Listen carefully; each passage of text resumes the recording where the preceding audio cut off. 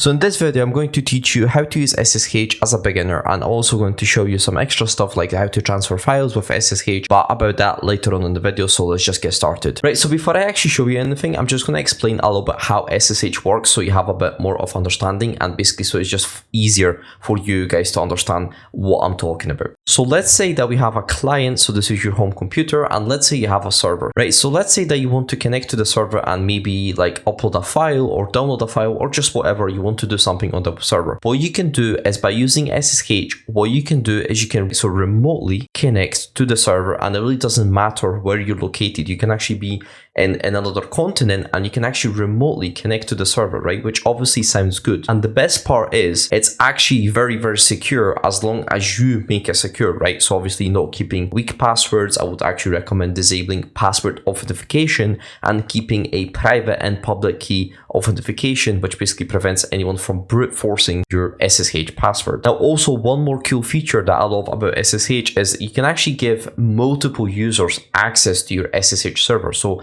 let's say that you want to give access to your friend, you can do that. Let's say you want to give access to your web developer, well, you can do that. And technically, you can give as much access to anyone as you want, right? So I'm going to show you how to do that as well, but let's actually just get started with SSH. Okay, so now you understand how SSH works. Let me actually show you how to use SSH with the command line. First of all, what we need is a couple things. So first we need an IP address or a host name, then we need a username and the password, right? Let me actually demonstrate how you would log into an SSH terminal. So you just need to open your terminal. It doesn't really matter if it's Windows or Linux, you just need to have SSH installed, which I'm not going to show you. It is technically just Google it. It's very, very simple. And then all you have to do is type in SSH and your username. In my case, it's Griffin at the host name or IP address or whatever you have. In my case, it's 192.168.88.128.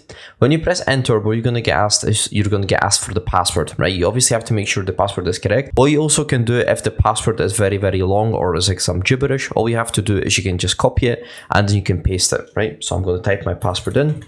Also, as you can see, I typed my password in and you actually can't see the password. That is a standard, basically, feature of SSH, so don't worry about it. And just type your password in or copy your password in. Now, also sometimes what you might get is you might get your SSH server to be on a different port, right? So if I actually send a connection to my SSH server right now, as you can see, SSH connection refused. There is a big reason for that. One of the basically main reasons could be the firewall, so you have to reconfigure that so you're allowed access from your IP address or otherwise basically specified. Another main reason could be that the SSH server is running on a completely different port, right? So then all you have to do is you have to figure out what the port number is. In my case, it's 2222. So all I have to do is put -p and just put 2222. So just in case your SSH server is on a different port, now you know how to connect to your basically SSH server. Also, you can actually change your port number just in case you want it to be default or something else, whatever the reason might be, right? So all you have to do is type in sudo nano etc ssh and then sshd. Make sure it's sshd because that's the server configuration, right? And then from here, all you have to do is come down and it says port. Uncomment this and change it to something else. Let's say that I'll put, I don't know, 555, right? I'll save this, make sure you save it. Then once you save it, all you have to do is just restart your SSH servers or just restart your host, right? It basically works either way. Right now, let's say that you want to see the logs. So you want to see SSH logs to basically see who logged in from which IP address and stuff like that. You can see that with a simple command. All you have to do is type in journalctl -g SSH. What this will do is it will basically display all logs that basically are SSH related. Now, the good thing about SSH is that basically it comes with another protocol called SFTP, which allows you to securely transfer two basically files, or obviously any files you want, between two devices.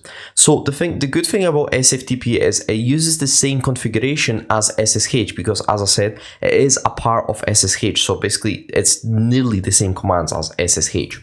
So basically to use it, it already comes pre-installed. If you have SSH installed, all you have to do is type in SFTP. Then if the port is not default, then you have to specify the port.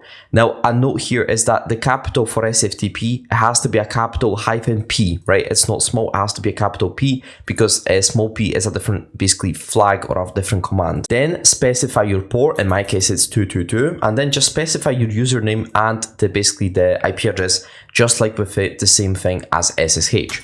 then put your password in, and then you're gonna get logged in. Right, so once you actually log in, what you do is if you actually download a file, it gets downloaded to your current directory, right? So for example, if I type in !pwd, which just runs a command on my system, as you can see, I am in home Kali.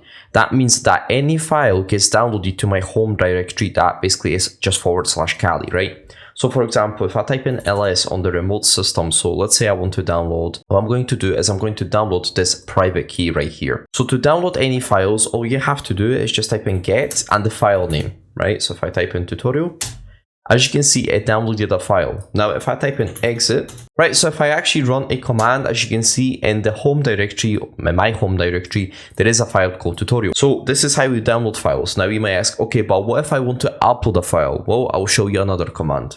Right, so downloading files or uploading files is the same thing. Either you have to specify the full path, or it basically gets downloaded or uploaded from this basically same current directory that you're currently in, right?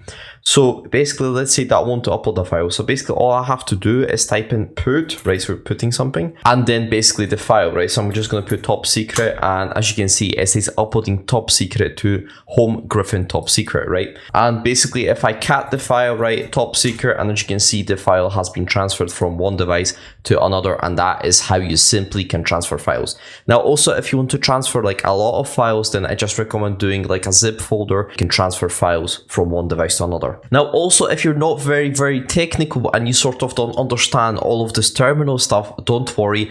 I'm going to show you a very good program that has never failed me, and basically it has a graphical user interface and it's just a program, right? So if you basically download FileZilla, I'm pretty sure if you ever done anything with any file transfer between the servers, you definitely have heard of FileZilla. FileZilla has a graphical user interface and allows you to transfer files, right? And I'm going to show you how to use this right now. So if you come to File, Site Manager, and basically from here, all you have to do is just click New Site, fill out your credentials or basically your information, so host, port, user, and the password, and then just press Connect. Once you press Connect, just trust it.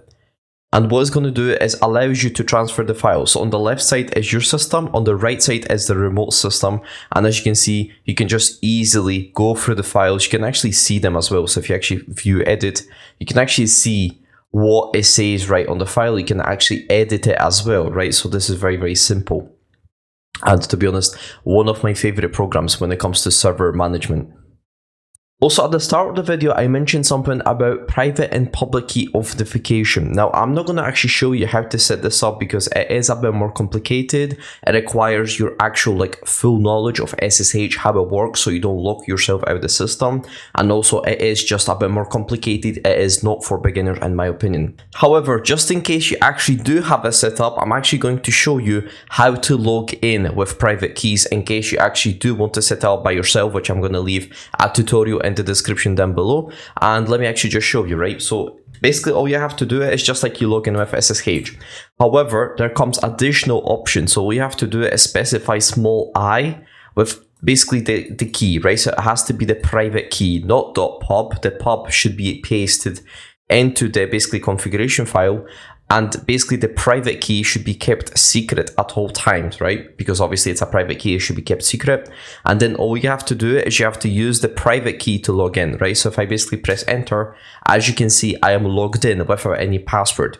You can additionally set a secret phrase for the private key, just in case someone actually manages to steal it, that there is additional security feature that you need a password to actually use it, which I do recommend setting up. And I'm going to make a full-based tutorial video in the next possibly couple of weeks how to actually set up the private and public key authentication. Right, and if you want to learn ethical hacking the fastest way without any experience, then there's a course in the description down below. I'll teach you everything that you need to know as a beginner hacker, and I hope you guys enjoyed. If you have any questions, please comment down below. I'll try to answer as soon as possible, and peace. Thank you for watching.